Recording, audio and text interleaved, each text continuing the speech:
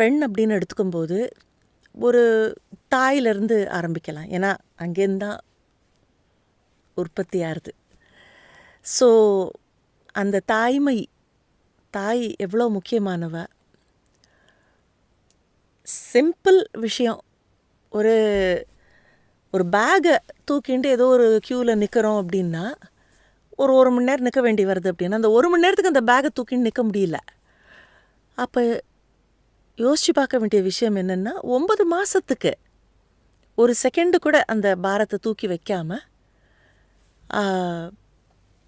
எவ்வளவோ தன்னுடைய உடம்புக்கு இன்னல்கள் வந்தாலும் பொறுத்து ரொம்ப கவனமாக பேணி காத்து அதற்கு பிறகு அதுதான் அந்த என்ன சொல்கிறா அந்த பிரசவம் அது மறுஜென்மம்ன்றா. ஸோ எவ்வளோதான் இப்போ ஒரு டெக்னாலஜிலாம் வளர்ந்துருந்தாலும் பிரசவத்தில் இறக்கிறதுன்றது அன்காமன் கிடையாது.